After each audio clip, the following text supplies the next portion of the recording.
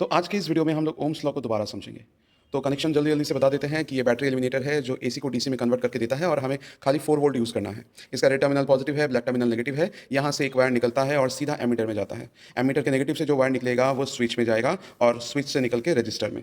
Register का दूसरा and पहले रियोस्टैट में और रियोस्टैट का आखिरी एंड इसके नेगेटिव में पहले कंप्लीट कर लो। वोल्ट मीटर का कनेक्शन आखिरी में करना है, ठीक है। और इन दोनों टर्मिनल्स को शुरुआत में ज़्यादा टाइट मत करना, नहीं तो बाद में फिर से वोल्ट मीटर के लिए खोलना पड़ेगा। वोल्ट मीटर का ये रेड टर्मिनल पॉजिटिव है, ब्लैक टर्मिनल नेगेटिव है। ध्यान रहे रेड टर्मिनल वहीं पे कनेक्ट होना चाहिए जहां पे स्विच से वायर आया है। अगर ऐसा नहीं हुआ तो गलत कनेक्शन होने की वजह से वोल्ट मीटर का पॉइंटर इधर डिफ्लेक्ट ना होकर अपोजिट डायरेक्शन में डिफ्लेक्ट होगा। अगर ऐसा होता भी है तो कनेक्शन को रिवर्स कर देने से ये प्रॉब्लम हट जाएगा। और रीडिंग लेने से पहले आपको लीस्ट काउंट कैलकुलेट कर लेना होगा। यहाँ पे इंस्ट्रूमेंट में जीरो एरर है, it's one kind of positive zero error. Least count कितना है ना, 0 और 0.5 के बीच में 10 डिवीजन है, that means least count 0.05 volt पर डिवीजन। एमीटर की बात करें तो एमीटर में भी सेम है, इसमें भी थोड़ा सा नेगेटिव जीरो एरर है, बट फिलहाल हम इसको नेगलेक्ट करते हैं। और 0 और 0.5 के बीच में सेम नंबर ऑफ डिवीजन हैं, तो लीस्ट काउंट 0.05।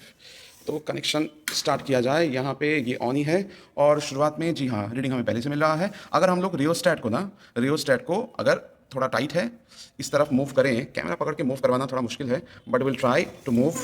अगर हम लोग रियोस्टैट को मूव करें तो हमें वोल्ट मीटर की रीडिंग इस तरीके से चेंज होता हुआ दिखेगा। दैट मीन्स रजिस्टर के अक्रॉस में पोटेंशियल डिफरेंस बढ़ रहा है। आपको रीडिंग कैसे लेना है? आपको यहाँ पे नंबर ऑफ डिविजन्स काउंट करने होंगे by keeping your eye perpendicular to the instrument. अगर आप ध्यान से देखो तो यहाँ पे 17 डिविजन्स क्रॉस हुआ है, तो वोल्ट मीटर का reading 17 into 0.05 that is 0.85 volt. और एम मीटर का रीडिंग अगर ध्यान से देखें तो मोस्ट प्रोबेबली 9 डिविजन क्रॉस हुआ है, तो एम मीटर का रीडिंग 0.45 एम्पियर। अगर हम लोग फिर से इसको थोड़ा आगे लेके आए तो पोटेंशियल डिफरेंस और बढ़ेगा, तो फिर से इस तरीके से रीडिंग लेना है। It is of 1 volt and for ammeter it is 0.5 ampere. चलो और एक रीडिंग लिया जाए और थोड़ा सा रियोस्टैट को आगे बढ़ाते हैं और हमें पोटेंशियल डिफरेंस अब मिलता है, दैट इज 28 डिवीजन क्रॉस हुआ है, 28 into 0.05, most probably it is 1.4 volt. And ammeter के लिए there are 15 divisions which is cross by the pointer, तो एमीटर का रीडिंग हो जाएगा 0.75 एम्पियर।